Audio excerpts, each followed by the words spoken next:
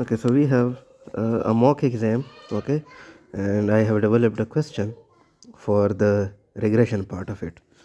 Okay, so this question is based on regression, okay, and I am doing the multiple regression, okay, when we have two or more than two factors. Okay, so the question says that the researcher studies the effect of study hours x1.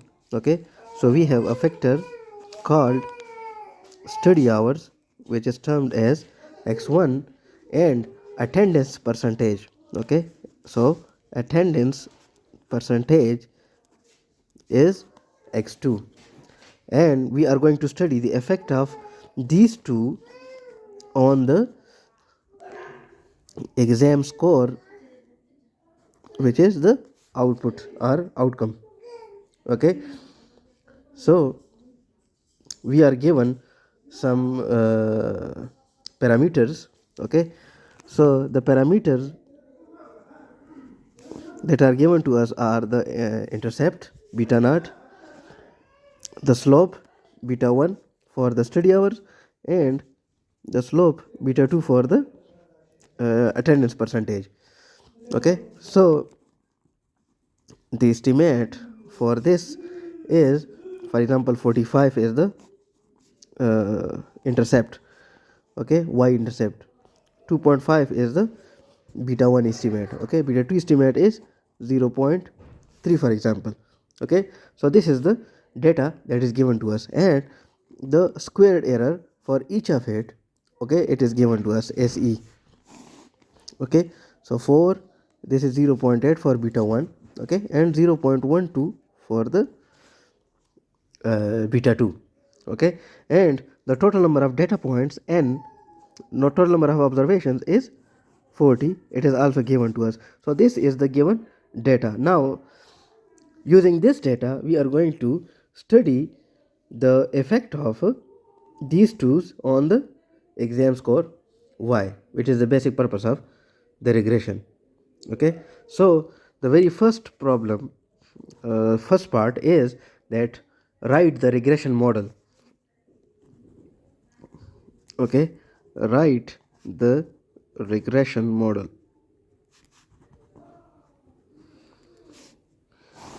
Now the general regression model can be written as y estimate is equal to beta naught plus beta I xi. Okay, this is the general representation. Now we have two betas, okay, beta 1 and beta 2, because we have two factors and we have x1 and x2. So for this, and beta naught is equal to 45. Okay, so y estimate is equal to, we will write 45 instead of beta naught, and we will write beta 1 x1 plus beta 2 x2.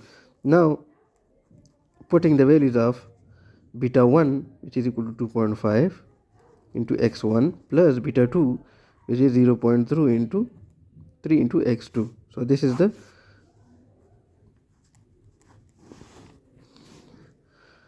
regression model. Okay, so that is how we create the regression model. You need to understand this general form of it. Okay, if you know the general form of it, you can make the regression model according to the scenario. Okay, just putting the values of beta naught, beta 1, beta 2, beta 3, and beta 4, and so on, okay, against each, and you make a regression model. Okay, so this was the first part. Now we have a second part also. So the second part actually says that test whether the study hours, okay, what is the study hours? Study hours is x1. Okay, so test whether study hours x1 significantly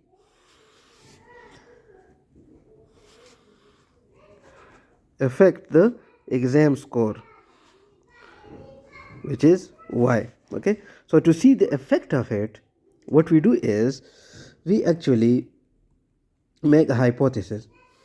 Okay, so we know that you need to understand the effect of one factor on the outcome. Okay, this is the slope. Okay, if you have uh,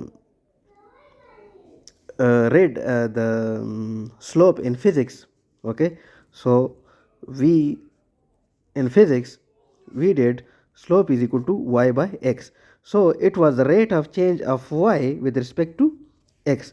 Now here the rate of change of y with respect to x1 is equal to beta 1. Okay, so we need to actually see if beta 1 is equal to 0 or not equal to 0. Okay, so h naught, the null hypothesis is that beta 1 is equal to 0. So if beta 1 is equal to 0, it does not have any significant effect, and h1 is that beta 1 is not equal to 0. Okay, now the test statistics that we are going to use is the t statistics.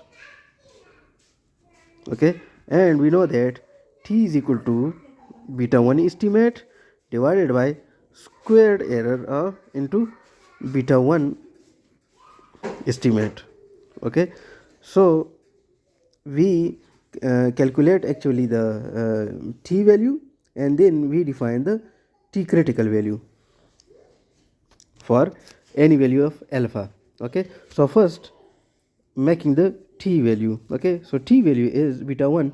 Now beta 1 here is 2.5. okay, the beta 1 estimate is 2.5. okay, and the squared error is for beta 1 is 0.8.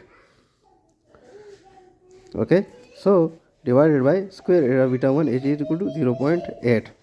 okay, so we get 3.125. okay, so this is now the one value that we got. Now we are going to compare it with the value of t alpha alpha by 2 and degree of freedom. Okay, so alpha is equal to 0.05 divided by 2 is equal to 0.025. okay, so t 0.025, and we have three factors over here. Okay, 1, 2 and 3. So total number of data points are 40.